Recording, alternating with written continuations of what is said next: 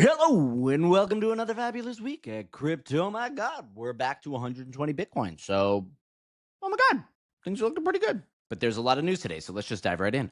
Boom. Now, it's nice to see the continued evolution. A lot of times we get it just through headlines, really on the SEC front, right? Regulatory actions, committees, things of that nature. A lot of stuff has been happening in Washington, but we are starting to see some actual steps being taken by the crypto entities themselves and the maturation in the space and what they're even capable of doing. You weren't able to access these things, let alone launch something like this years ago. Now, this comes up where Uniswap Foundation, Uniswap, the swapping AMM protocol on Ethereum, has announced that it will establish the Uniswap governance as a DUNI, a Wyoming DUNA. So Wyoming has recently announced the ability to create these corporate entities called DUNAs, or Decentralized Unincorporated Nonprofit Association. Now they're calling it DUNI because obviously, well, Uniswap. It's a DUNA for Uni, it's a Dooney. Pretty cute. But I don't think I need to go too deep into what this is. What its purpose is serving is to create a legal wrapper of protections, similarly to like a limited liability corporation, an LLC,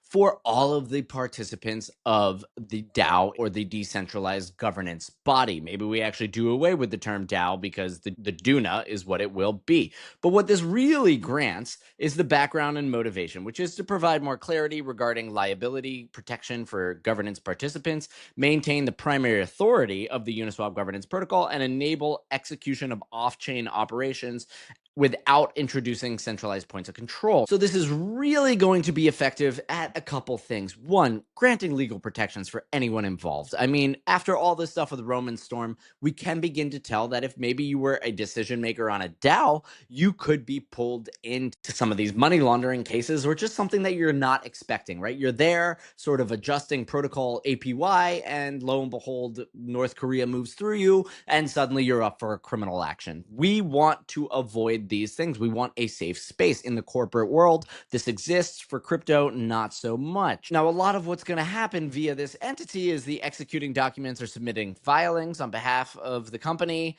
appointing and coordinating third-party services, so like lawyers, audited, tax administrators, banks, right? There's a lot of things that these protocols need done that are still in the real world and can't be fully automated. They may have to pay dollars for that, whatever. So managing these relationships and actually paying for those facilities, that is going to come out of this DUNA, as will all of the tax obligations on behalf of the protocol operations, right? Any capital administered, so on and so forth. So preparing and filing the tax returns, drafting quarterly financial statements and delivering membership updates on financials, managing the financial accounts, performing registered agent duties, right? Like annual filings, service of processes.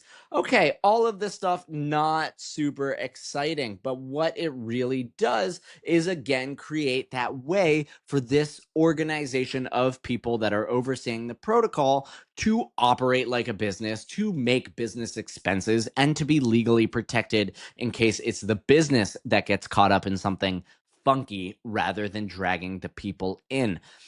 I know it sounds really boring. Like, in a nutshell, this isn't the most jazziest thing that we've ever talked about. But what this is showing is that we are moving into a place of legitimacy where people can operate a protocol without the fear of retribution. What this really signals is a massive white flag from the world, from the countries that rule the world, to the industry saying, hey, we're going to let you make businesses out of these protocols. So this is very exciting. And I mean, again, this is just validating that we are so early.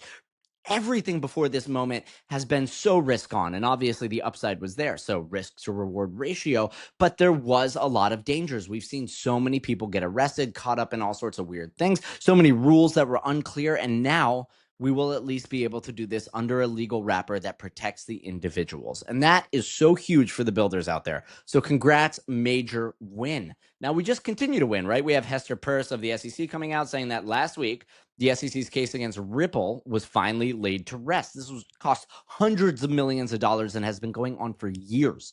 So shout out to Ripple for fighting this on behalf of the industry. Now, a welcome development for many reasons, including that minds once occupied with litigation can now concentrate on creating a clear and regulatory framework for crypto. So we're seeing it all over the place. The enforcement actions that were just costing time and money, this is retail dollars that get sucked up into the Ripple XRP ecosystem and then get spent on these litigations. It's been nuts. So again, nature's healing. And now with that hundreds of millions of dollars in that war chest returning to Ripple XRP, I mean, they've been buying company after company. And in many ways, while the XRP asset doesn't do anything, they are building the foundations for Ripple to become a mega force in the blockchain finance world. So pretty cool. Now we have public enemy number one here, Elizabeth Warren, just espousing some really obnoxious takes on MSNBC, as she has always want to do. Let's remember, Elizabeth Warren started the anti-crypto army. She's been at the forefront of this. And I've said it before, but I believe that she is very fundamental to Trump's victory. But she comes out here talking about how we need stronger crypto regulation, not an industry giveaway that puts our economy at risk and supercharges President Trump's corruption. And let's be real. The reason that Trump has been able to take advantage of the meme coins, has been able to lean into these Bitcoin treasury bills, everything so aggressively, and world liberty finance is because of the wall that Elizabeth Warren set up. She spent the past so many years trying to make sure that there was no such thing as strong crypto regulation, let alone any regulation. The regulation previously just said no. That was it. There was no explanation. There was no conversation. So it's quite interesting for her to take this position. I mean, I guess we're moving forward that she's talking about regulation, but we just got it in the Genius Bill, which she was so vocal about restricting. So again, I just, everything that Elizabeth Warren puts out there, we need to realize is totally motivated by an antagonistic take on this industry writ large. I also got to say here regarding President Trump's corruption, I mean, aside from it being completely facilitated by the Democrats, you just got to lean in. There's no corruption here. He's not doing anything wrong. He's running businesses based off the models that the Democrats set out. The Trump meme coin is exactly what we got from the SEC's abusive take on cryptocurrencies. It pushed us to create these meme coins that have no underlying value. And to be honest, President Trump is taking advantage of all of the openings that they created. So Trump and all of his crypto activities are really a byproduct of Elizabeth Warren. And it's not that he's doing things that are corrupt. He's offering a business that maybe has a product that you don't like. And at some point, we just have to accept that there are buyers to these products. And even though we don't like them, he is not actually breaking rules in this regard. So there's a lot to just own up to that. Now, further into the evolution of the space is it's kind of exciting to see mergers and acquisitions starting to happen. So today we see that the Layer Zero Foundation has proposed an acquisition of the Stargate Bridge. Bring the bridge home. Now, both Layer Zero and Stargate are bridge technologies. That means that they function for moving assets from one chain to another. I've used many of these in crossing between, let's say, Ethereum and Solana, for example. And they've raised tons of money. And, to be fair, they've done well. They facilitate a lot of swaps. It's something that I'm not super enamored with. I would love to see ZK proofs just forgo bridging. If we can get proof on chain B of assets on chain A, then we can take out a loan against them or something to that effect. We don't really need the token to go into a bridge, which introduces more risk, which introduces more gas fees. But that being said, they are absolutely necessary for the stack as we exist today.